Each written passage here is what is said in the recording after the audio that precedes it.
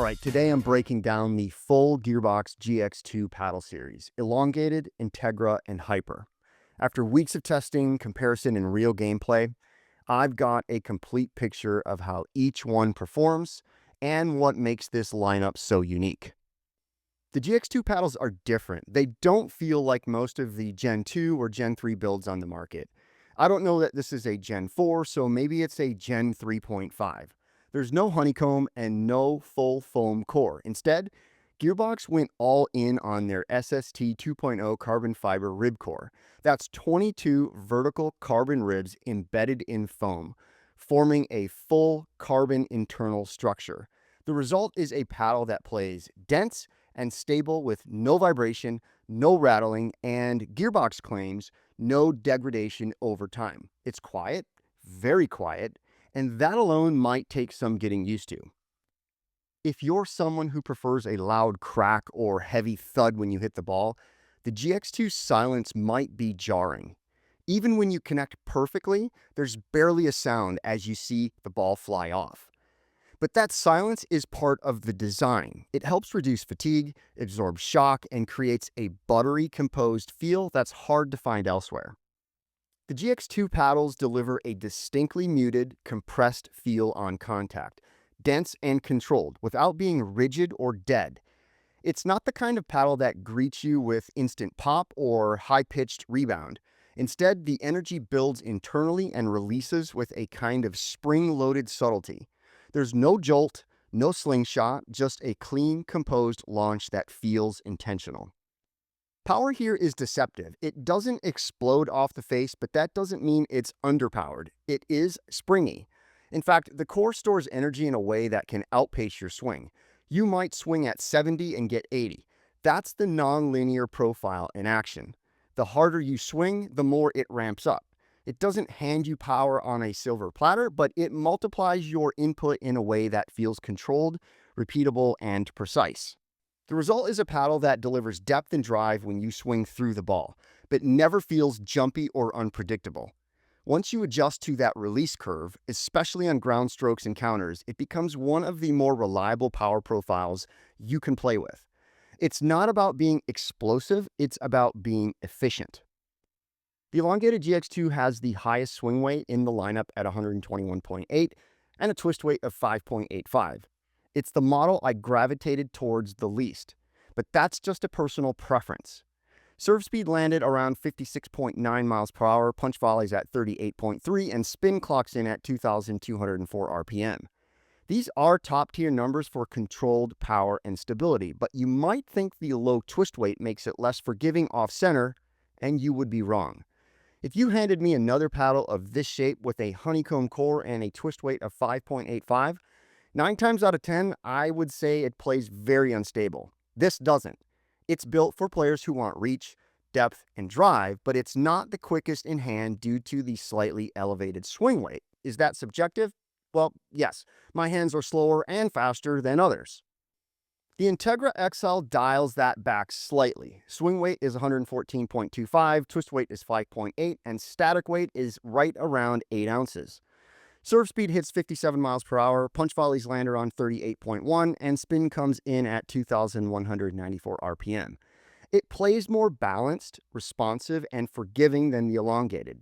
It's an all-court option for players who want power but don't want to sacrifice quickness. This was my favorite shape until the Hyper made an appearance. Now, the Hyper GX2, this is the shape I personally prefer. The static weight is 7.96 ounces with a low swing weight of 107.5 and a twist weight of 6.6. I don't think the 6.6 twist weight truly represents how stable the paddle plays, so don't let that number dissuade you.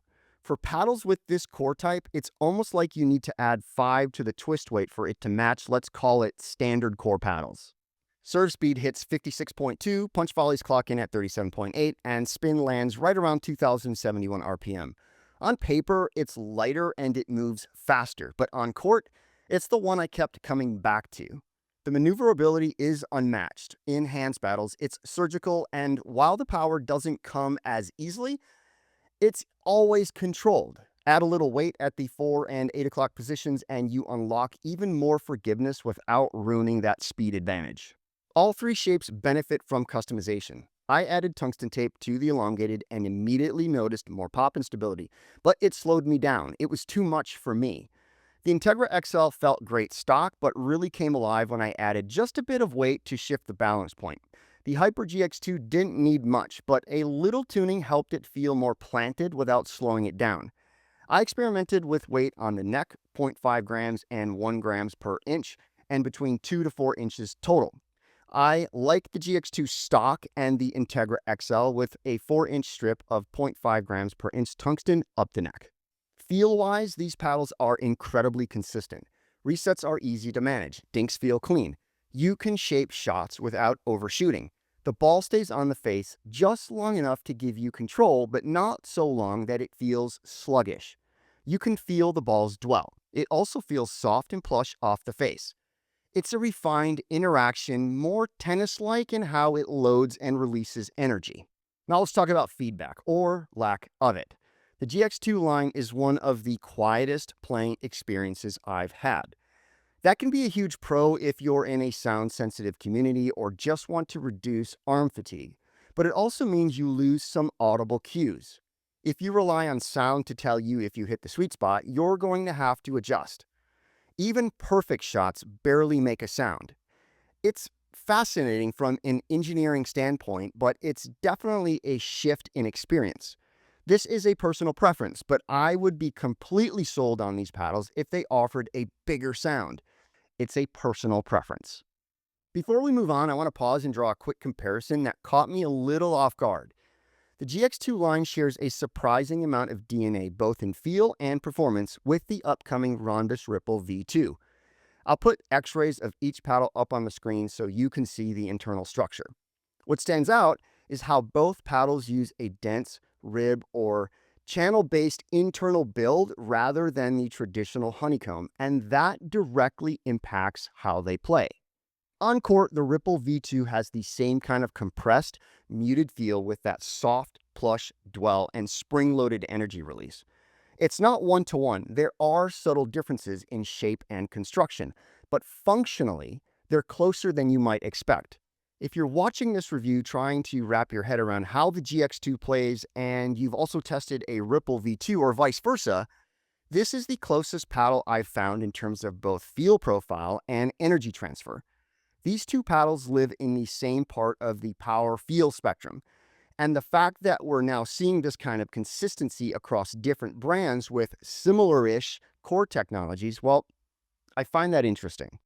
Now let's talk spin and forgiveness. Across the board, spin is solid, make no question. You can shape the ball. The Elongated and Integra XL are around the 50th percentile, while the Hyper sits a bit lower. That said, the 3K woven carbon fiber surface and peel ply texture provide enough bite to shape shots with confidence, even if you're not maxing out RPM. And the dwell is good. As far as forgiveness, it's shape dependent. The Hyper GX2 has the best twist weight of the three, and on paper, it seems low, but in reality, it doesn't play like it. And it's also the most forgiving in my assessment. The Integra follows and the Elongated trails behind. All of them, though, play more forgiving with a little added weight, especially near the paddle's lower third. To sum it up, the Elongated GX2 is a quiet powerhouse with reach and stability, perfect for players who want depth and control. The Integra XL is the most versatile, giving you power, balance, and adaptability.